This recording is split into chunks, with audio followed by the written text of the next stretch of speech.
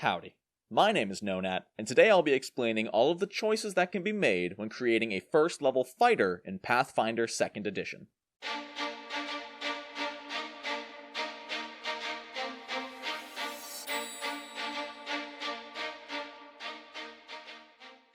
Fighters are often seen as one of the easier classes to play in RPG systems. They have simplified options during encounters and are often recommended for a first-time player. Pathfinder 2e keeps fighters easy to understand compared to other classes, but has still given the class enough options to be as deep and complex as the player wants. As they grow in level, their depth doesn't typically come from a wide variety of features unique to the class, but rather the large amount of feats available to them. This causes fighters, at their core, to be very simple, but gives them much greater customization each time they take a new class feat. On top of this, many of the fighter's feats do not require other feats as a prerequisite. Rather, they require the fighter to be wielding a specific type of weapon to make use of them. This causes fighters to function differently depending on what type of weapon they choose to use, and even gives the ability to build a multi-weapon fighter who switches their equipment in the middle of battle. Let's get started and talk about everything a fighter can choose from at first level. Fighters almost always find themselves in the middle of combat. For this reason, dexterity and strength are their key ability scores. Depending on what fighting style the fighter plans to use, it's smart to invest multiple ability boosts into one or both of these stats. Constitution is also quite helpful for the sheer survivability. Every ancestry on Galarian can be a trained fighter. Even those that take a penalty to strength can wield a bow or a finesse weapon, like a dagger, and work effectively in combat.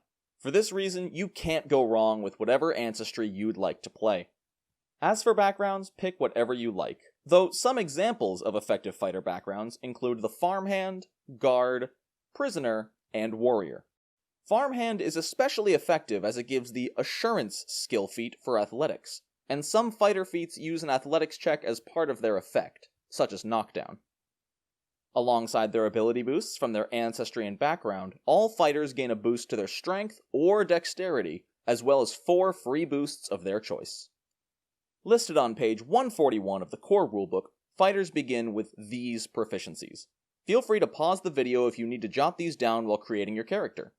And while we're here, it's worth noting that fighters are the only class to begin with expert proficiency with any kind of weapon. This means that all fighters effectively begin with an extra +2 to hit over every other class, including monks. At first level, fighters are more trained with their unarmed attacks than a first level monk. Moving on. All fighters begin with the Attack of Opportunity reaction. On an enemy's turn, if they fulfill a specific trigger and are within reach of the fighter's melee weapon, the fighter may make a free strike on that enemy. This strike is always made at their full attack bonus and is not affected by the multiple attack penalty from the fighter's previous turn. The actions that trigger an Attack of Opportunity are using an action with the Manipulate or Move trait, making a ranged attack, or moving into and out of the fighter's reach during a move action. Performing any of these triggers while within melee range of the fighter will trigger the attack. Fighters also start with the Shield Block reaction, allowing them to reduce incoming damage so long as their shield is raised. And that is everything a fighter gets at first level, except for their big selling point: the feats. The fighter's starting feat will often dictate their gameplay style, though not always. So let's take a look at all 7 feats available at first level. Getting started, it's worth mentioning that all of the level 1 fighter feats are either actions or reactions, and they all have requirements. These requirements are simply what is required to use the feat, not to take it. With that said, our first feat, Double Slice, requires the fighter to be wielding 2 different one-handed weapons. Double Slice allows the fighter to strike with both weapons at one time with no penalty. Both strikes occur at the same time and suffer no multiple attack penalty, though any future attacks will suffer a multiple attack penalty as if the fighter had already attacked twice.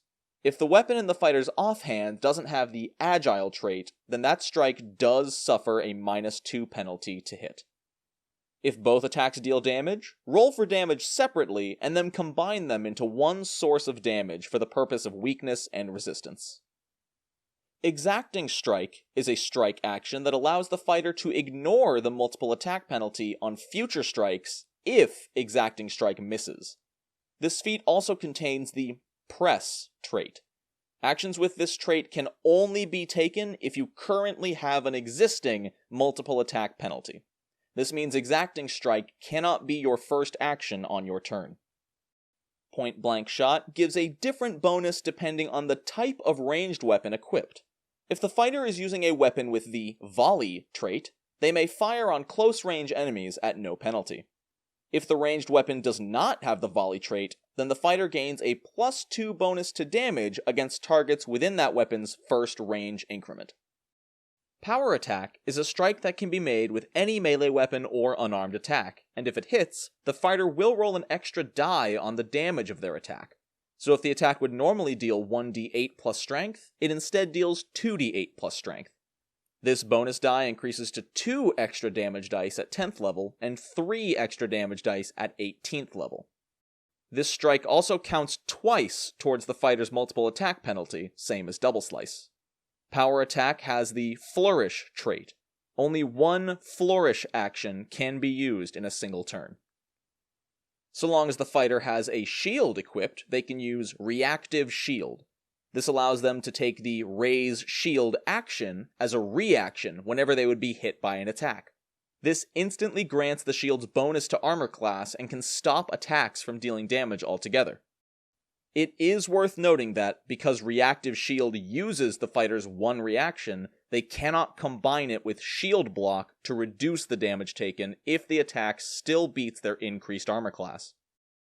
Snagging Strike enables the fighter to force an opponent to become flat-footed if their strike connects.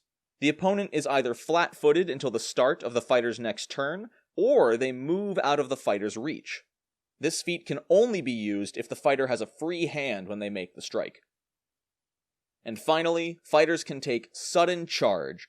This Flourish feat allows the fighter to stride twice and make a strike, all for only 2 actions. They can use this feat while using movement of any kind, striding, climbing, swimming, etc. And that's about it. Fighters, at their core, are very simple, but they get the most diverse and wide selection of feats of any core class. I hope I was able to lay out the options available to fighters for you in an easy-to-understand manner. If you like what you saw, consider subscribing, and ring the bell to know exactly when the next video goes live.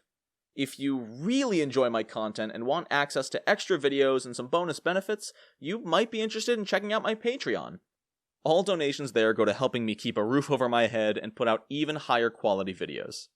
A huge shout out to Paul Rand, Troy Hughes, Trevor, aka Divide and Conquer, as well as the rest of my amazing patrons. Thank you so much for your continued support. We also now have a community Discord which everyone is free to join, hang out, and get to know each other. Links to both of those are in the description. Thank you so much for watching, and until next time, no nat ones.